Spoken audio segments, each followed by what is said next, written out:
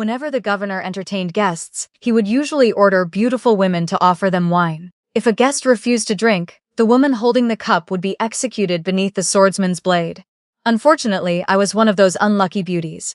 The honored guest at that night's banquet was a famous gentleman of lofty reputation named Yan Shen. For the first cup, he said the wine was cold and refused it. The sword flashed, and her head fell to the ground. For the second cup, he said the woman was vulgar and refused again. Blood splashed on the spot. By the third cup, the maidservant was sobbing and begging for mercy, yet his expression did not change. Then it was my turn to offer the wine. The swordsman beside him was honing his blade with a rasping sound. I raised my hand and threw the entire cup of wine into Yan Shen's face. "You are being offered respect and you still do not know when to accept it?" The entire hall fell deathly silent. Yan Shen closed his eyes. Wine ran down his cheek in slow drops, making him look like a jade statue weeping. My hand shook violently. I threw the golden cup beneath the table with a clatter, yet kept my face cold as I looked down at him. Wouldn't it have been better to drink it earlier? The governor stared for a long moment before suddenly clapping and laughing aloud. "It seems the maidservants in my residence have been indulged until they no longer know the rules. Sir Yan, tell me, how should she be punished?" He had said punished, which meant I would not be killed. The sharpening stopped. The blindfolded swordsman silently lowered his hand and stood there with one hand resting on his sword. Blood was still streaming from the blade's tip. Yan Shen wiped his face with his sleeve and answered calmly, "Why should your excellency be angered? The wine is good. I will accept it." The men at the table all called themselves detached from worldly concerns. They pointed at him and teased, Yan Shen, I fear it is not the wine that interests you." Strangely, the tension of the banquet eased at once. The governor laughed again. "Since she is not to be punished, she should be rewarded instead." The governor was famous for his generosity. He dispensed rewards to his servants as readily as water flowed. Once, he gave one of the girls a jade bracelet of exceptional quality. During a night of drinking, a new guest praised the bracelet's translucent luster, and the governor immediately decided to give it to him. But the bracelet had been worn for too long and would not come off easily. The governor grew impatient. He ordered the girl taken away and had her wrist cut so that the bracelet could be removed. She died less than an hour later. This time, the item presented to me was a pair of luminous pearls, even more valuable than that bracelet. Their glow was brilliant. They were worth a fortune. They had originally been tribute meant for the palace, but the governor's men had posed as bandits and seized them on the way. I accepted the treasure box and, without so much as looking at it, threw it straight through the window of the pleasure boat. The sound of it entering the river was swallowed by the vast river wind. The guests were left speechless. The governor's eyes widened. He leaned forward, and the blindfolded swordsman tightened his grip on his hilt again. "Unafraid of the death that seemed about to arrive," I said with disgust. "A chicken in a cage is fed, but a pot of boiling water waits beside it. A wild crane has no rations, yet heaven and earth lie open before it. What I did today was only a whim. If I accepted such a grand reward, how would I differ from those so-called scholars who wag their tails and beg for favor from ritual and propriety?" An old man rose shakily. "May I ask the young lady's honored name?" I gave a cold laugh. "And what would knowing it change? Do you wish to write my biography or compose a book about me? I am an ordinary thing with an ordinary name. Why trouble me?" After those words, the famous gentlemen at the table did not take offense. Instead, each of them showed admiration. The governor laughed until he could barely catch his breath and waved me away. "Why have you not withdrawn? Keep talking and you will offend every one of my honored guests." The strings and pipes began again. The gentlemen drank until their ears reddened and their faces flushed, discussing how to resist the Xiongnu and reclaim lost lands. They no longer needed beautiful women to enliven the feast. As I turned away, my shoe struck something. When I looked down, I saw a spring crabapple blossom lying beside my skirt. It was the blossom I had placed in Shu Wan's hair that night. At the time, she had supported the flower with one hand, tilted her head to breathe in its scent, and smiled like moonlight rippling over a river. What a pity he was born, blind and cannot see winter pass into spring. "Chun Mei, the master said he wants to give me to him in marriage. Do you think it is true?" Beside the fallen petals, her soaked black hair spread across the floor, dark red staining the carpet beneath it. I did not look even an inch farther. I lifted the felt curtain and left. The painted boat was drifting slowly down the river. A pale moon floated on the water. My legs were so weak that I could not stand. I leaned half my body over the railing and vomited until there was nothing left in my stomach. When I returned to the bottom cabin, Zhurong came to greet me with shining eyes. I heard laughter from the front. "Were you rewarded with something good?" "Let me see it!" She was stunningly beautiful and innocent in spirit. Xuan had always adored this younger sister. Whenever there was something bright and lovely, Shuan let Zhurong wear it first. I sat beside the bed. I was exhausted beyond words. I extinguished the lamp, lowered the bed curtains, and lay down by myself. She leaned close and chattered. You careless thing, you have not even taken down your hair. I heard Master Yan Shen came tonight. Is he truly so austere and dignified? If I could pour him a cup of wine. Then she suddenly asked, right, why has my sister not returned yet? I caught the hand that was trying to remove my hairpins and spoke quietly. Your sister is dead. Shuan had begged Yan Shen to drink that cup of wine. Weeping, she had told him she still had a younger sister, who knew nothing of the world. Yan Shen sat upright before her and looked at her without emotion. I did not ask for your death. What good does it do to beg me? In the darkness, the arm I held grew rigid and cold by degrees. A breath later came the heavy sound of someone collapsing to her knees.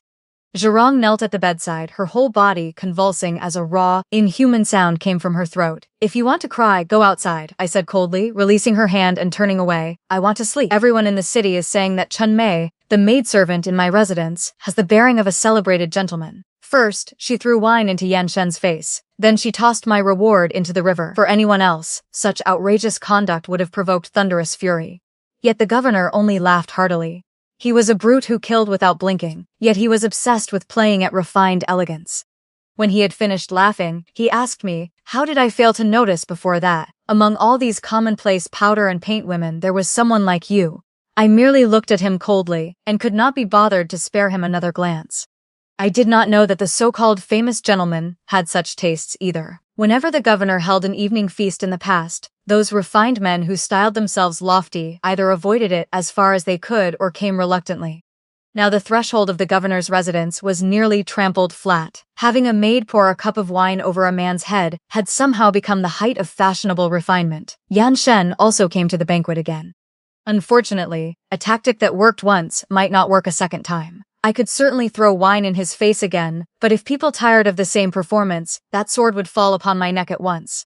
Cold sweat soaked my back as I wondered how I should begin that night's act. Yan Shen had already lifted his cup and drained it in a single swallow. The governor was immediately disappointed. Why did you drink it? I have a request for your excellency. Naturally, I must drink this cup. Though he spoke of having a request, his attitude was cool as water. His lashes dipped slightly, as though the powerful and noble meant nothing to him. The governor became interested and leaned forward a little. Oh? Yan Shen, famous throughout the realm, has something to ask of me? I came to this banquet tonight only to ask for Chun Mei's hand in marriage. My heart dropped straight down. The governor treated gold and silver like dirt. But people were different. Even if the women in his residence were cut down or beheaded, he would never give them away willingly. Anyone who let their loyalty stray met Shuan's fate. Besides, I was now like a lantern at the feast, a rare treasure of the evening. The banquet might lack fine wine, but it could not lack me to lend its spirit. Yan Shen was no fool. Of course he understood that. He was simply using me, even though this would push me onto a mountain of blades. The distinguished guests at the table sighed as expected. Yan Shen, when Chief Clerk Wang wished to marry his daughter to you years ago, you fled overnight to Hangzhou. When a celebrated courtesan offered herself to you, you met her with cold eyes. Yet now you ask to marry a maidservant. You truly treat worldly rights as nothing. Every word praised how lofty and otherworldly he was. He drank another cup, his expression clear and cool. I merely act when the mood takes me. The banquet immediately filled with an utterly false chorus of admiration. Such a state of mind is beyond the reach of ordinary people like us. I almost laughed aloud. The governor slapped the table and pointed at Yan Shen. I treasure this maidservant greatly. How can I let you take her so easily? Chun Mei, demand a betrothal gift from him. Let him show some sincerity. As he spoke, his muddy yellow eyes turned toward me like a toad smiling without quite smiling. The blindfolded swordsman moved faintly. Behind the strip of cloth over his eyes, those eyes blind from birth seemed fixed on me too. Beneath the table, I dug my fingers into my trembling palm and said calmly, I have heard that Master Yan has many friends, all literary men and elegant scholars. I need neither the formal rites of betrothal nor rare treasures. I want only one thing, the finest quatrain in the world. There were many lovers of poetry among the guests. Their eyes lit up and they urged, what should the subject be? I lowered my eyes and answered casually, write about the embroidered shoes of the master of this house. Those who claimed to be detached from the world had always befriended only moonlit breezes, flowers, snow, lofty mountains, and flowing streams. To write a poem for a corrupt official, much less to praise the object beneath a corrupt official's feet, was something none of them had ever heard of. Yan Shen slowly frowned. The fingers holding his cup turned white. The governor was delighted. Master Yan, why have you stopped drinking? He was silent for a long time. His throat moved. At last, he tipped back his head and drank the third cup. I watched him with cold eyes. What? You can play at buying fame, but I cannot? Zhurong often told me, Chun Mei, you have such a free and easy manner. Who would know you cannot read and do not have half a drop of ink in your belly? While Shuan was alive, she would sit by the railing in the chilly night wind, holding a book and reading it again and again, savoring every word. To me, it seemed like an incomprehensible heavenly script. I only nodded off while listening. Then she would tap my head lightly. But what was so enjoyable about it? Poets sometimes wished to become the silk hem of a singing girl's skirt. At other times, they competed to become the mounting block of a wandering heroine's horse. They longed to turn into spring flowers pinned beside a virtuous woman's cloud-like black hair, or into a golden thimble on her slender jade fingers, willing to endure the prick of needles every day. To my eyes, it was false enough to make one sick. They treated their own families like livestock. They despised female servants like us even more. What they truly loved was clearly power and privilege. What they truly wished to become was clearly the footwear beneath the feet of the powerful. After hearing my crooked and heretical words, Shuan only sighed. In this world, perhaps only Master Zhilu is truly detached from mortal concerns. If I could meet him once, I would like to ask him a question. I had heard of Master Zhilu's name before. The governor had sent invitations 3 times asking him to attend a feast. Not only had he refused to come, he had scattered salt outside the governor's gate as though to ward off evil, which made the governor furious. Later, the emperor invited him into office, but he withdrew into the deep mountains instead, and people rarely saw him again. That had been 3 years ago. Yet now the entire city knew that Yan Shen, of all people, had asked to marry a maidservant of lowly status at the governor's evening banquet. Because of one joke from me, literary men and elegant scholars began writing poems on Yan Shen's behalf. Contributing a poem that might save an ill-fated woman such as me from the executioner's block would make a romantic tale fit to endure in history. Why would they refuse? Shuan and Zhurong were daughters of a disgraced official, so they could read and write. Now naturally, the task of reading the poems fell to Zhurong. She arranged a thick stack of poem sheets and read softly, "This is by Master Shou Yu. This one is by Recluse Qian." I rubbed my aching forehead. What do they say? They wrote that the governor spent money like water. They wrote that he wore sword and shoes into the hall. They wrote that, if he exchanged them for straw sandals and wooden clogs one day, and traveled with immortals, would he not be freer? I crumpled them all into balls and threw them out the window, vulgar beyond endurance. Before 3 days had passed, the governor had turned the matter into a joke. Do you know what they are saying in the city now? They say the maidservant in my residence has a loftier eye than an Imperial Academy scholar. Everyone chimed in. Your Excellency has extraordinary breadth of spirit. Naturally, your residence conceals dragons and crouching tigers as well. I lazily poured and drank for myself, refusing to look at anyone, further confirming my fine reputation as a maidservant who looked down upon the world. When I returned to my room, Zhurong brought me a wrinkled sheet of yellow hemp paper. It carried a faint scent of wine. Although I could not recognize a single large character, I could still see that the handwriting was unrestrained and forceful enough to pierce the page. Well? I asked. Zhurong hesitated for a long time before whispering, "This poem says the master is a wild donkey whose hooves kick wildly every day." I froze for a moment, then laughed until I doubled over. Who wrote it? He has such nerve. Is he not afraid the master will have him put to a slow death to ease his anger? I had long seen through the game played by these celebrated gentlemen. They wished to make the governor uncomfortable, but they could not truly make him uncomfortable. Like a cat lightly scratching with one paw, or sitting high up and licking its fur while those below offered it, fish threaded on willow twigs, and tried every possible way to tease it, they remained indifferent. They displayed their lofty purity without risking punishment.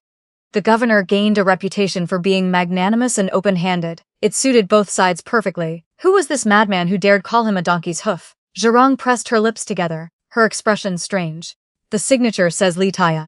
He happens to have come to Hangzhou recently to travel. His father is the Grand General, and his elder brother is the vanguard commander. I suppose he is not afraid of a provincial governor. Taiye was the name of an ancient sword of royal authority. So the writer was a descendant of the Li family of Langya. But why was he here enjoying mountains and waters rather than joining his relatives at the border to fight the enemy? I bent my knuckles and tapped the paper hard. Choose this one. The evening banquet came again. The governor specially ordered a place set for me beside Yan Shen so that I could attend the feast. Stroking his beard, he called to me kindly. Chun Mei, tell us, which great talent's poem has finally pleased you? I rose and spread that hemp paper sheet flat upon the table. Then I gave Yan Shen a glance from above. I do not want to marry Yanshen, I said loudly. I want to marry the person who wrote this poem, Li Taya of Longya. Beside me, Zhurong shuddered. Hidden beneath her wide sleeve, she pinched my arm desperately. The governor seemed to have heard the funniest thing in the world. He slapped his thigh and coughed until his face went red. What a Chun Mei!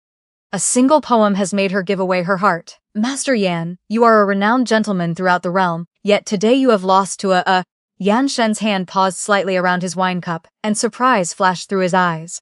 But it lasted only a moment. I had expected that, humiliated so deeply before everyone, he would grow angry from shame, yet there was not the slightest embarrassment on his face. Instead, an unreadable smile appeared. If Chun Mei's heart already belongs to another, Yanshen said slowly, I am willing to take her to meet this Li Taya. Only then did I vaguely sense that something was wrong. That day was slightly cool. The orchid boat swayed softly upon White Lake. A table full of famous gentlemen brewed tea and poured wine with Yanshen, chatting and laughing in elegant conversation. On the left was Master Shouyu.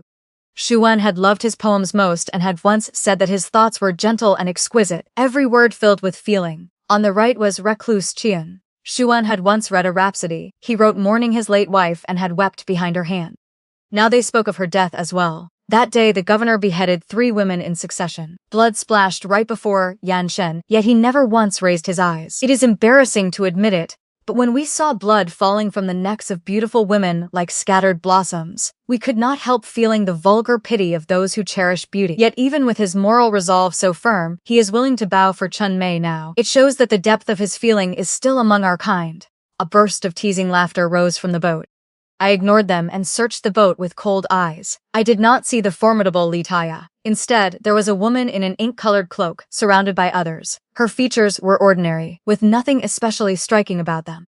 Yet among those thin literary men, every gesture of hers carried the bold bearing of a hero on horseback, with a blade in hand. Everyone says that no one alive understands poetry better than Chun Mei, the maidservant in the governor's residence. She tilted her head toward me. The spirit in her brows was as ringing and bright as a sword. We are traveling on White Lake today. Why not compose a poem for us? With one look, I knew. She had watched the fire from the shore, and she had seen through me completely. Before attending, I had already prepared my escape. Still, I kept the outward appearance of unmatched lofty arrogance. Heaven and earth possess great beauty without speaking. When we deliberately hunt for phrases and pick at words, we only fall into vulgar conventions. She continued to look at me without shifting her gaze, laughter faintly hidden in her eyes. Purpose lies within the heart. When it emerges in words, it becomes poetry. So long as a thought is not corrupt, why should it be vulgar? The pressure of it was suffocating. I could not refute a single word. Cold sweat drenched my back. The lake and sky were one expanse of white. Everyone set down their cups and held their breath, waiting to see what startling, unforgettable quatrain a maidservant of peerless poetic judgment like me would produce. Yanshen's expression did not change, but the fingers holding his teacup kept stroking its rim. If I were exposed today and people learned that the pearl was really only a fish's eye, then a man like him, who pursued the fish's eye, would lose all dignity as well and become a joke. At that moment, we had become grasshoppers tied to the same string. I sighed and stood. With the cold wind snapping around me, I stepped without hesitation onto the gunwale. The little boat lost balance and swayed at once. Wine splashed from everyone's cups, and cries of alarm rose one after another. From above them I cleared my throat and declaimed, White Lake is so vast, so very vast is White Lake. If you ask how vast it is, one mouthful cannot drink it dry. When I finished, I leapt. I plunged straight into the icy lake water. As I gulped lake water, I understood. The famous Li Taya was not some stunningly talented young nobleman. She was the only daughter of the Li family of Langya. No wonder Zhurong, shocked that night, had pinched my hand until it bruised. When they pulled me back onto the boat, I knelt on the deck, shaking from the cold. A large cloak fell over my head. As I pulled it around myself, I saw Li Taya lifting a teapot from the clay brazier and filling a porcelain cup for me. Drink this to warm yourself. Without thinking, I took it and drained it. The instant it entered my mouth, I coughed violently. The cup held strong liquor. She filled another cup for herself and said, half in a sigh, a lamb greedily grazes on the watergrass and thinks itself plump and healthy. How can it know that it has brought disaster upon itself? I came from a farming family. When I was small, famine came and taxes were heavy. My whole family had no way to survive. Human traffickers saw that my younger brother was fair and tender and wanted to buy him by force to present to Prince Shou. That prince had a grotesque appetite. He most enjoyed eating what was called lamb meat, stewed until the flesh fell from the bone, believing it would extend his life. My mother pulled my younger brother behind her and cried herself hoarse to my father. If he must eat, let him eat me. If you send him away, I will not live either. I stepped forward and rolled up my ragged sleeves. I climbed the mountain for firewood and work in the fields every day. Though the sun has darkened me, my flesh is stronger, I said. Take me instead. The traffickers squeezed my trembling arm and examined it for a while. Then the money changed hands. I had become the hero. Yet in the end, I was so frightened that I wanted to take it back. Beside the cart, I clutched my mother's sleeve, hoping she would say, "If AU goes, I will not live either." I hoped she would snatch me into her arms. But she held my crying brother tightly, turned her head away, and seemed afraid to look at me one more time. Later, the tribute ship carrying us to Prince Shou passed through Hangzhou and was seized by the governor. That was why I survived until today. I wiped the liquor from the corner of my mouth. Should I sit still and wait to die? Li Taya smiled and shook her head. That was not what I meant. After that day, Yan Shen wrote a rhapsody about the heroic sight of me throwing myself into the lake. For a time, paper became precious in Luoyang. The governor's evening banquets grew ever more crowded. It was said that Xiongnu cavalry had broken through several more cities, but that bloody violent storm seemed unable to reach Hangzhou yet. Beyond the city walls, blood flowed without end, and the starving refugees were beyond counting. But inside the governor's residence, seductive music played while everyone drank and made merry, intoxicated and senseless day after day. I no longer appeared at ordinary drinking gatherings. Only the truly celebrated gentlemen of the age had a chance to see me. Eventually, even great Confucian scholars in the distant capital wrote poems for me. Their poems questioned the governor. When would he release this white crane, meaning me, back to the mountains and forests? One night, after 3 rounds of wine, the governor asked me with a smile, Chunmei, if I take you as my adopted daughter, would that not make a fine tale?" For days afterward, whenever I thought of it, my heart soared so wildly that I could laugh for an entire afternoon. My laughter frightened Zhirong. She reached out to feel my forehead. "Are you ill?" In a dreamy voice, I said, "Once I am freed from the slave registry, I will buy a large house. Then I will buy 17 or 18 servants to wait on me every day. I wanted mountains and seas of delicacies at every meal. I wanted enough silver charcoal burned in winter and silk brocade without a single mixed thread. When I went out, I would ride in a warm sedan chair carried by 4 bearers. Not even half a grain of dust would touch the soles of my shoes.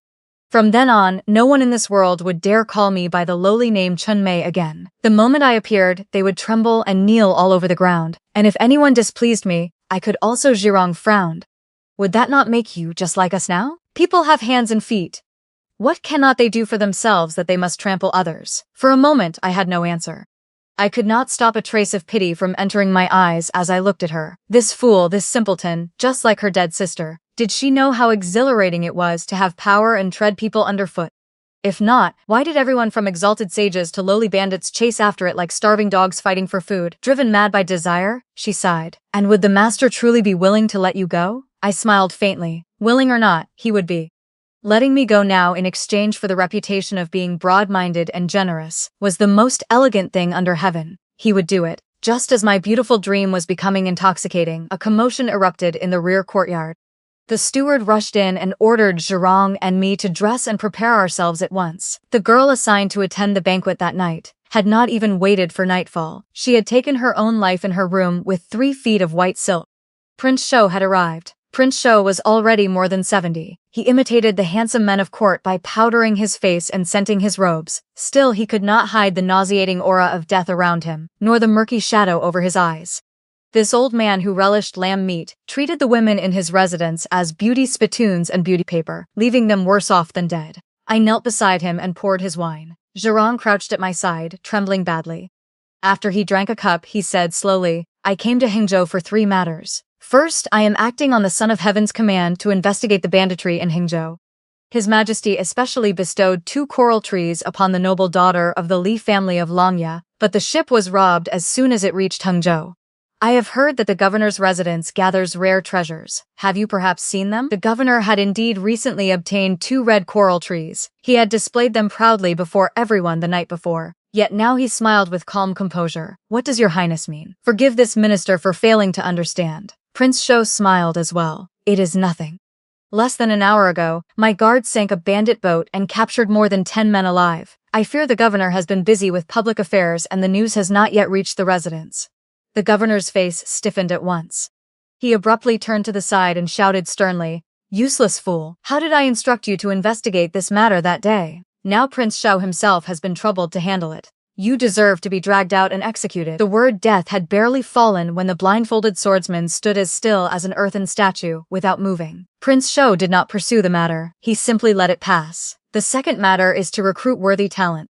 Master Yan Shen's rhapsody praising a beauty leaping into a lake impressed me greatly, so I specially recommended you to His Majesty. The Son of Heaven has issued an edict summoning you to the Imperial Library Bureau to collate the royal classics. What does Master Yan think? My wrist trembled beyond my control, and several drops of wine spilled. Yan Shen rose, straightened his robes and sleeves, and bowed deeply. With your highness's elevation, this servant is willing to devote every effort until death. Prince Shou laughed loudly. Public business is concluded.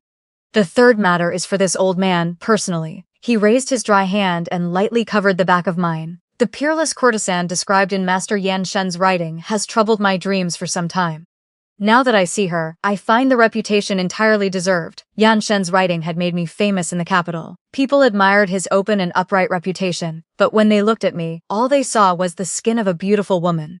Today he had his wish. I, meanwhile, was about to fall into the lowest hell. Prince Shou suddenly changed his tone. However, I have heard that Master Yan Shen once asked to marry Chun Mei. If that is true, I will naturally help bring about this good match. The words were half true and half false. If Yan Shen publicly demanded me, Prince Shou would have no choice but to agree. But that would be no different from ruining his own future. I had no hope at all.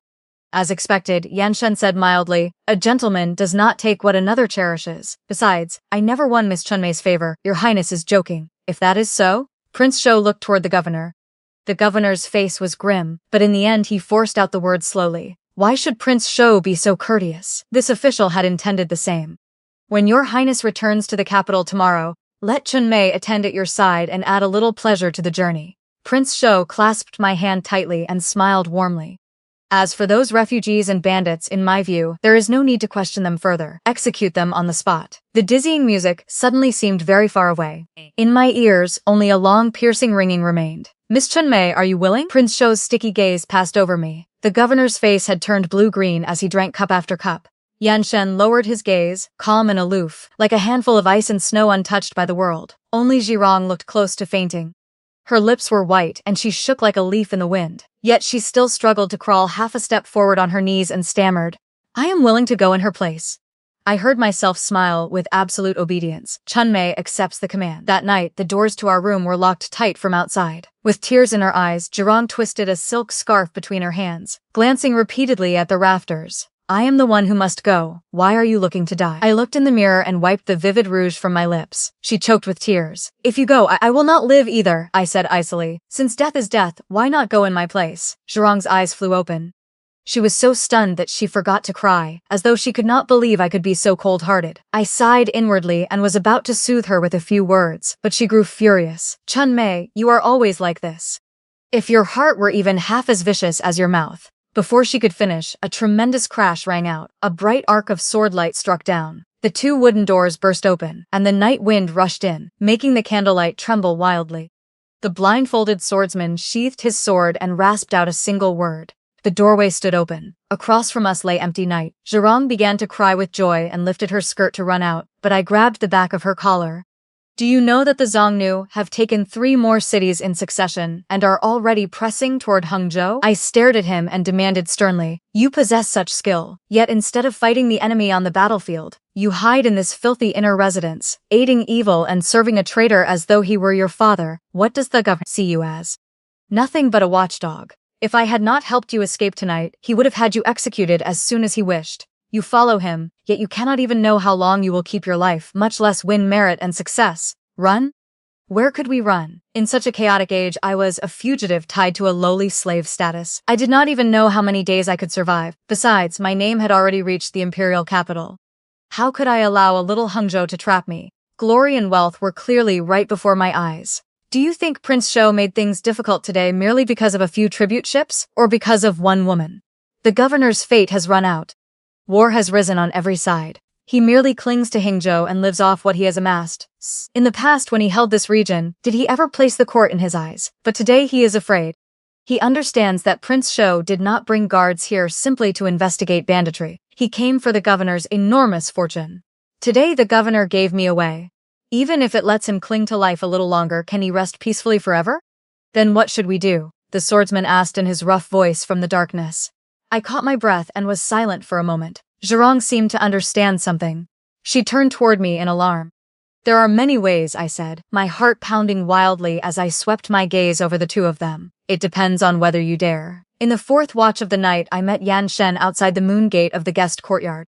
The garden was dark. A pear branch slanted downward beneath the moon. His figure lay beneath the moonlight, half real and half unreal. "Chunmei," Yan Shen called softly. "I should thank you." I looked at him in silence. He smiled gently.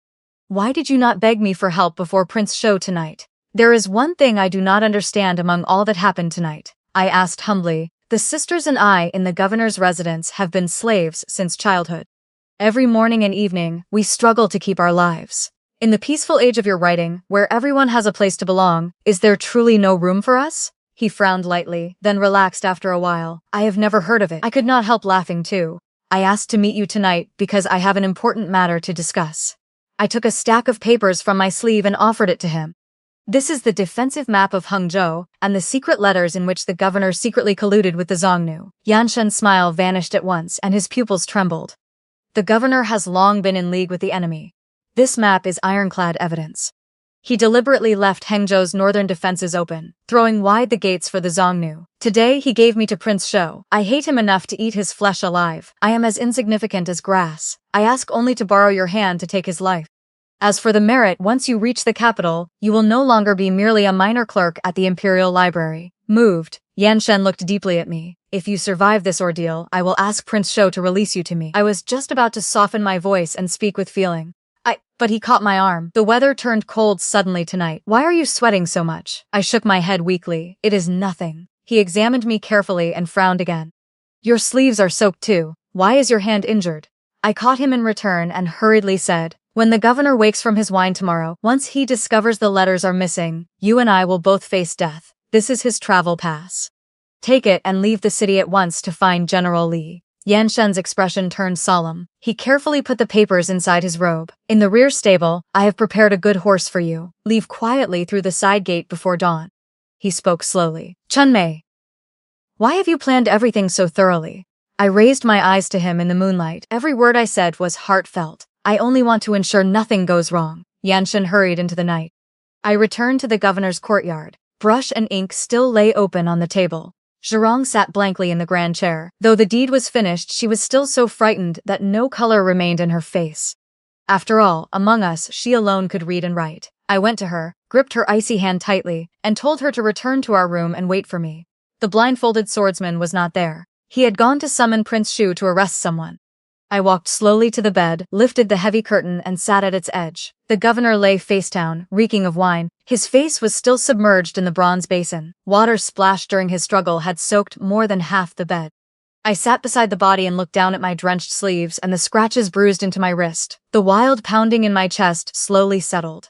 At last I felt calmer than I ever had before.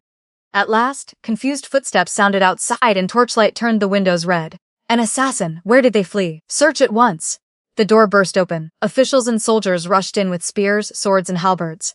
I smoothed my hair at my temples and remained calm.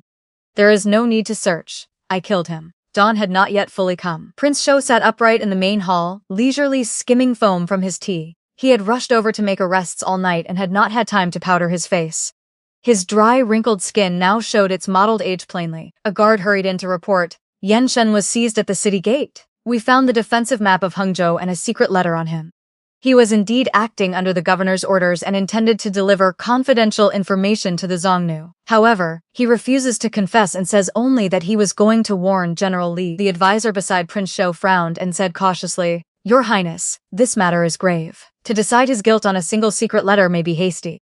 We should carefully examine the handwriting to see whether it—" I immediately struck my forehead hard against the floor and interrupted him loudly. "Your Highness is wise. You already knew the governor was colluding with the enemy and Yan Shen was his accomplice. That is why you deliberately used their own scheme against them and lured him into exposing himself." This, Prince Shou pondered. I raised my face, looking utterly awed. The leader of the traitors has been eliminated. The rare treasures hidden in his storerooms are as rich as a national treasury, and naturally they should all return to the Son of Heaven. It can be seen that heaven's mandate is decided. Evil cannot triumph over righteousness. The advisors looked at one another. Before long, they understood and echoed my words. Prince Xiao set down his teacup and was already smiling so broadly that he could not close his mouth. Well said, evil cannot triumph over righteousness.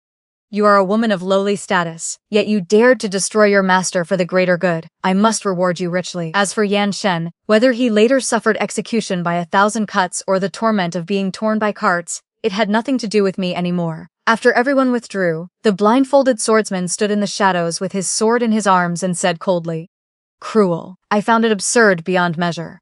At last I could not hold back. I began to laugh, trembling as I did. The night before, Xuan had thought the early spring cold and stayed up sewing new clothes by lamplight. The moment that old man gave the order, "You took her life. Are you not cruel?" The swordsman had betrayed his master. I had only added fuel to the fire. He had hidden the intent to kill long ago. The governor had embezzled public funds. Beneath mountains of treasure lay enough innocent blood to fill the Hung River. Yan Shen bought fame. He had not half a measure of compassion in his heart. Even the current son of heaven had taken the throne after killing his brother and seizing the succession. People always said that a man without ruthlessness was no true man. The men of the world could do every evil thing. Why could I not? The governor's collusion with the enemy eventually reached the son of heaven.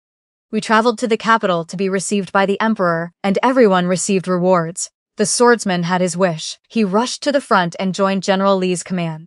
As for the jewels in the governor's residence, how many were entered into the official accounts and sent to the national treasury, and how many Prince Shou swallowed for himself, that was not for me to consider.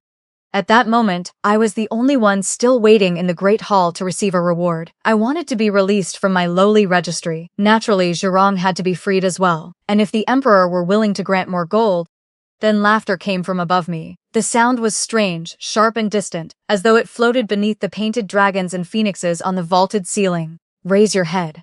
I forced myself to look up. The emperor was far younger than I was, perhaps only 13 or 14. His face was pale and indistinct, but his pitch-black eyes shone with an alarming brightness. In them was a frenzy like a fever that never broke. "I have heard your name before, Chunmei of Hangzhou. You made Yan Shen break his rule and drink wine, and now you dared to kill your master with your own hands. You are truly a remarkable woman. Surely it will be no trouble for you to invite Master Zhelu down from the mountains for me as well." I had been able to summon Yan Shen because I had seen through his hypocrisy, and that hypocrisy happened to be useful to me. But Zhelu, Shu Wan had praised him to the skies, saying he was truly detached from the world. How could I possibly invite him down the mountain? The emperor did not wait for my reply. Before leaving, he pointed to the 2 red coral trees seized from the governor's residence. "Go call Li Shunyan. Tell her that I have now compensated her for drowning her 2 little dogs that day." A eunuch bowed and smiled ingratiatingly. "Her temper has lasted far too long." I met Li Taya again. Her real name was Shunyan. Since childhood, she had been raised by the rules meant for a future empress. Later, the crown prince suddenly died and his younger brother ascended the throne. Yet the empress would ultimately still be the empress. Today she wore court dress, her hair full of ornaments, a floral mark between her brows. When she walked, her earrings trembled softly. Her expression was cold to the extreme, utterly different from the woman I had met on the lake. After entering the hall, she looked at the coral trees for a long time, and I did not know what she was thinking. I gritted my teeth and begged her to point out a path to survival. She only smiled faintly. "That will be difficult. What the emperor hates most is wanting something he cannot have. Like a child who cannot obtain a beloved toy, he must smash what he holds before he feels satisfied. He has sent several people to invite Zhelu down from the mountains. Can you guess how they died? I had come this far step by step. I absolutely had not done so just to offer up my life. But why was it that whenever a chance appeared, I fell into a deadly trap?" Li Shunyan turned her eyes toward me and spoke slowly. "Of course, in the emperor's eyes, your life is as cheap as grass. If you die, then you die. But in Zhilu's eyes, would it be the same?" Carrying the Son of Heaven's verbal order, I entered the deep mountains. After walking for 2 days, I found the thatched hut hidden in the depths of the mist. Before setting out, I had committed to memory the quatrain Shu Wan had once written for Zhelu, hoping only to move him even a little. Master Zhelu sat upright before the grass hut with a 7-string zither lying across his knees. I stood below the steps. Without mentioning why I had come, I clasped my hands behind my back and assumed an aloof, lofty bearing. Facing the mountain wind, I began to recite slowly. "Alone I sit among snowbound mountains, idly watching." He interrupted in a mild voice. "This poem was not written by you. Its words do not carry your temperament. Why recite it to me?" With one glance, he had seen through me as well. I knew my old tricks had no place here. I could only kneel before him. Chun Mei begs you to come down the mountain and grant the Son of Heaven an audience. The emperor has said in advance that he asks only to meet you once. Whether you stay or leave will be entirely up to you. There will be no coercion. He merely adjusted the zither strings as though he had heard nothing. At last I grew anxious. These are chaotic times, and the people are suffering everywhere. You possess talent enough to shake the age. Why do you only flee the world to cultivate yourself in seclusion instead of establishing a worthy achievement and saving the people from fire and water? At that very moment, a butterfly drifted over and lightly settled upon a softly trembling string. For a time, there was silence. His fingertip hovered in the air, refusing to pluck the string for fear of disturbing that fragile creature. Only after the butterfly leisurely flew away did the zither ring out, clear and bright. From beginning to end, he treated me as though I were invisible. I sat kneeling where I was, the blood in my body gradually turning cold. In my daze, I remembered that time. Shu Wan had lowered her neck and waited calmly for death beneath the sword. She had once taught me a saying, when a gentleman dies, his cap does not fall.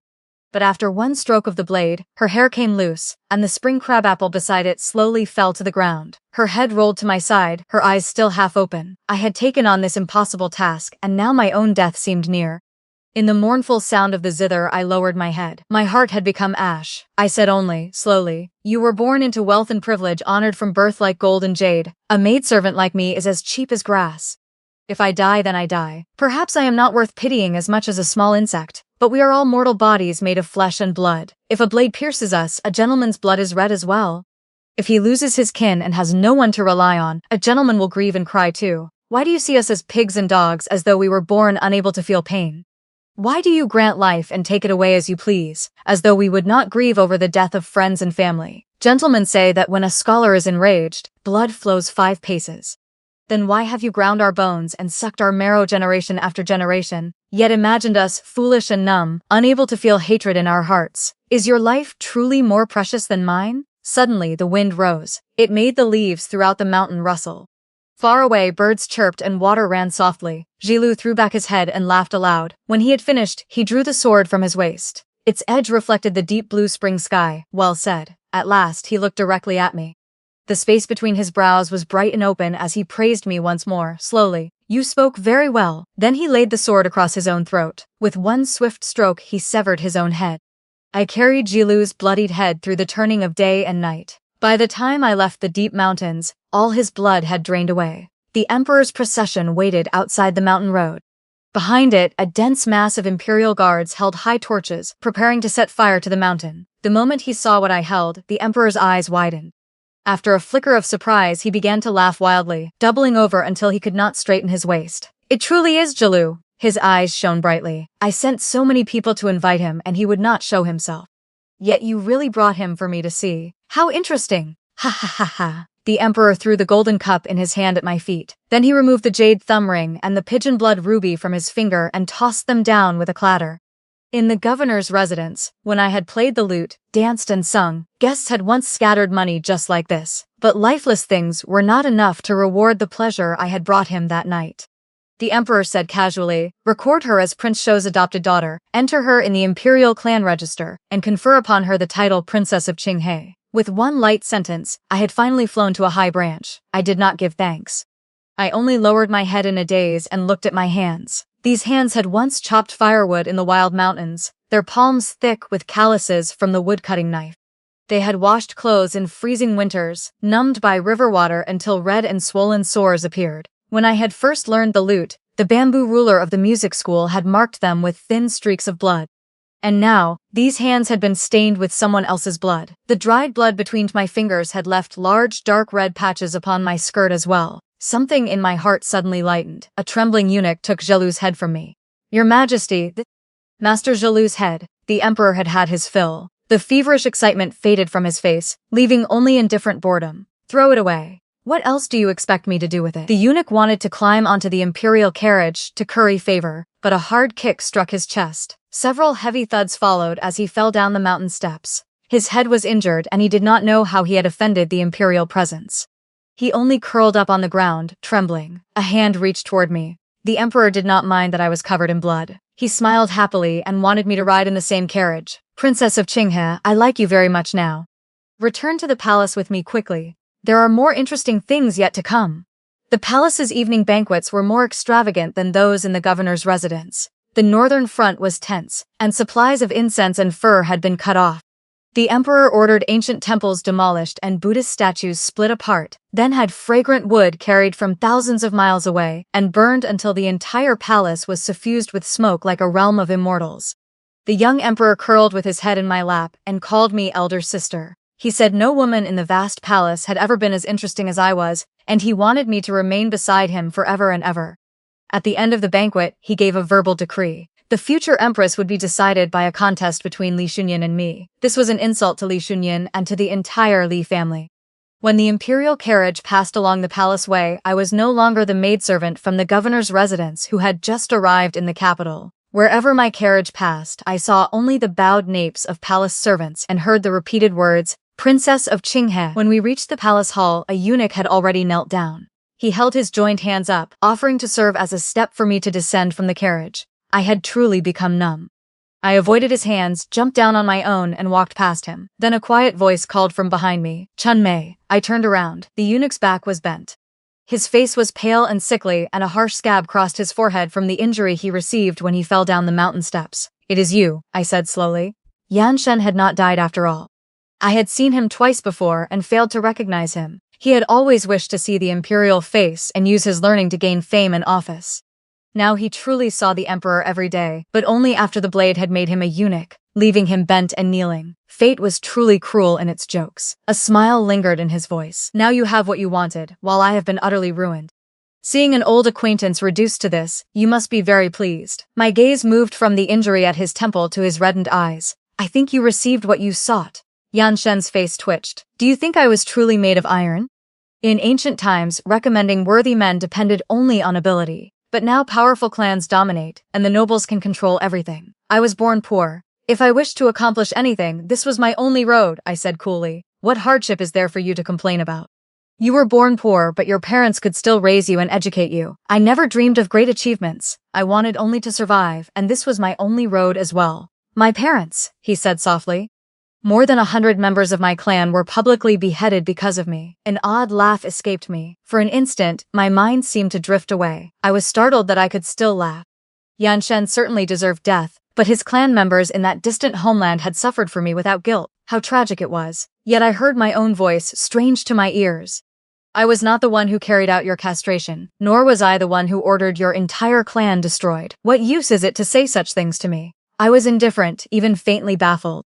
Shu Wan had once said that I only had a sharp tongue, that I could not bring myself to do evil. She had been wrong, just as she had once believed that begging Yan Shen could win her a path to life. When I returned to my chambers, my fingers were still trembling in my sleeves. Exhausted beyond words, I lowered the bed curtains and curled beneath the covers. Zhurong leaned close and asked what was wrong, whether I had fallen suddenly ill. His Majesty intends to choose me as Empress, I said, laughing until the words stumbled.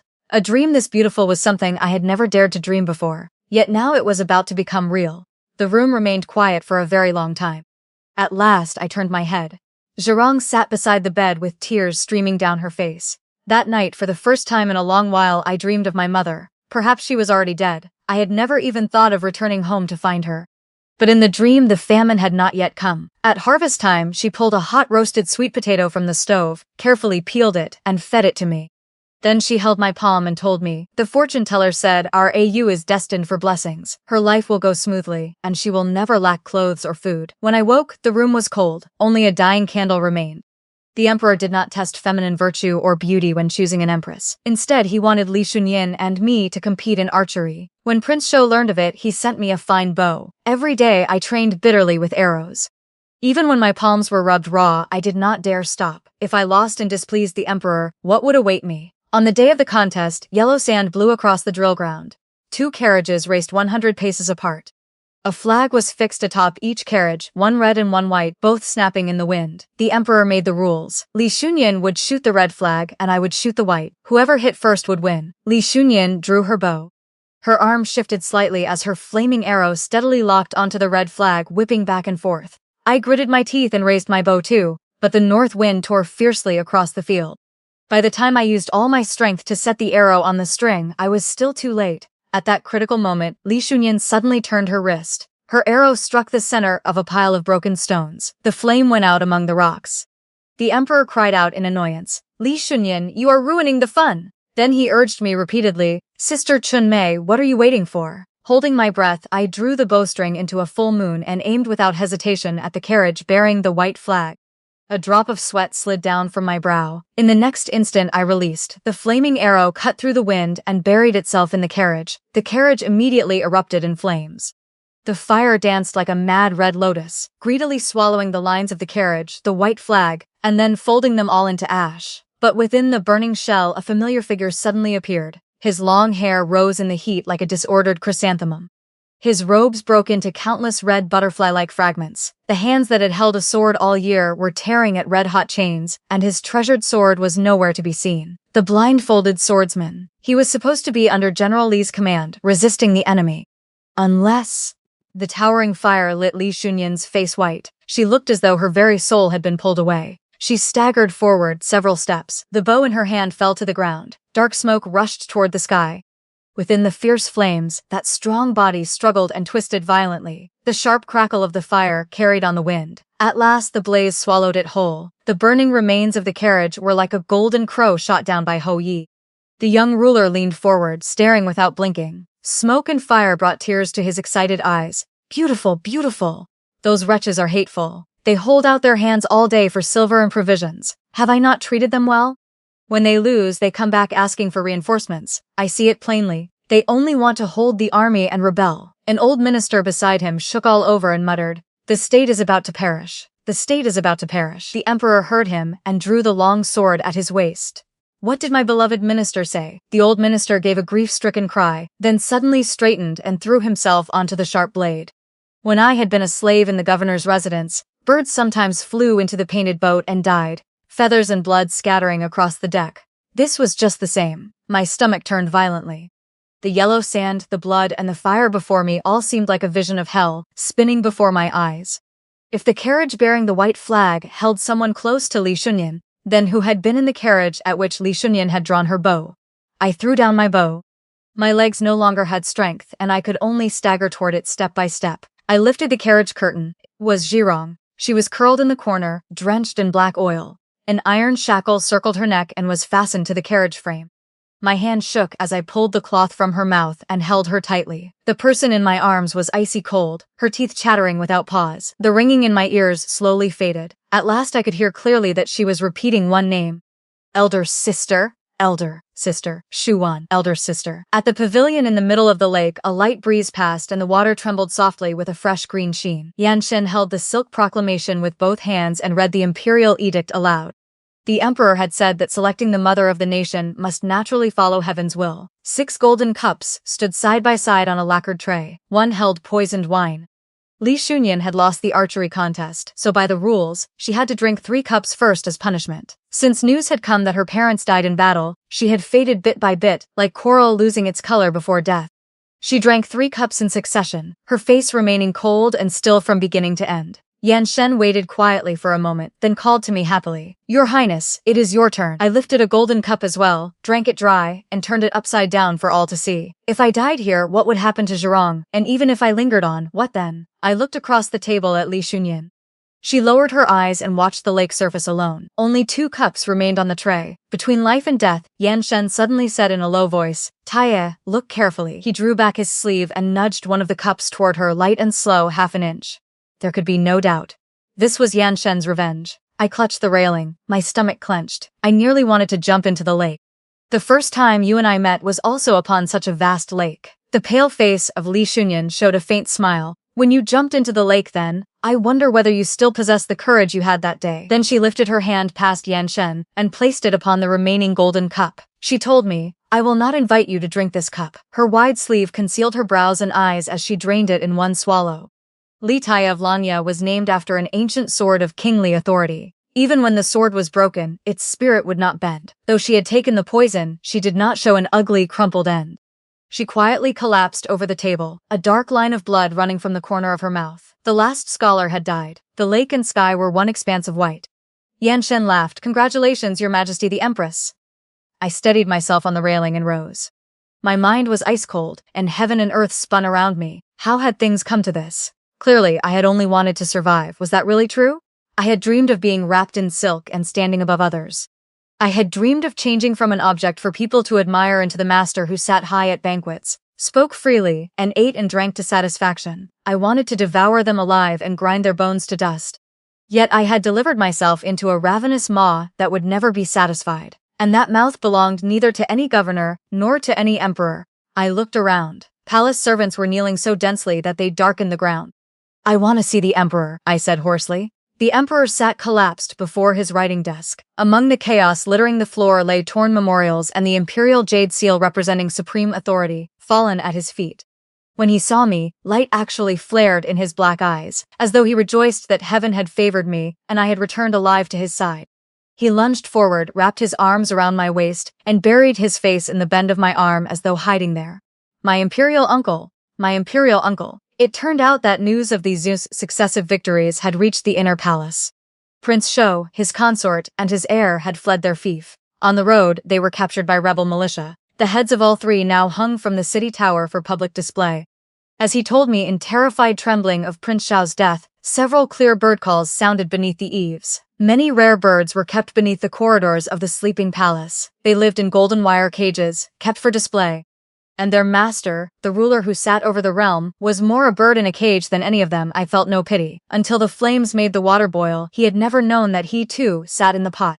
I stroked the thin line of his back and spoke softly. "Your Majesty, why trouble yourself over such things? A brocade carp has just been presented to the court. Under moonlight, it is quite beautiful, its scales shining brightly. But it is timid and always hides among the weeds. You must lean close to see it." He let me lead him to the tall white jade fish tank. He lowered his head toward the water. I had killed a person this way once before. Even so, I had not expected a thin young man to possess such brutal strength when he struggled. Water splashed violently, and I nearly lost my grip. Then a cold hand covered mine and held him down with me. The surface of the water slowly became still again. The emperor no longer moved. I sank onto the cold palace steps, breathing hard for a long time. Without looking at the person beside me, I rose in a daze. What should be done now? Open the granaries and distribute relief grain. The ruler's luxury and extravagance had long emptied the national treasury. Even if relief supplies were sent out, they would still be siphoned away layer by layer. Send troops to reinforce the front. The capital's military camps were filled with powdered, perfumed descendants of the imperial clan. They held empty posts and drew salaries for nothing. How could anyone expect them to fight the enemy? The dynasty that had lasted 100 years was gravely ill and beyond saving. Yanshen smiled, his voice gentle as water. "Prince Shu still has many sons by concubines. We can select one and adopt him as heir. With the imperial jade seal in hand, you may become his empress dowager while I assist the child emperor. Would that not be legitimate and leave us free of worry? Free of worry? The Xiongnu have already reached. So what? We can move the capital south. The central plains are vast and fertile. In the end, the people's flesh and blood can always be taken again." I clutched the curtain so that I would not fall. I retched a few times, but my stomach was empty. At last my eyes fell upon the bronze crane-shaped palace lamp beside me. Without the slightest hesitation, I swept my arm and overturned it. It crashed loudly.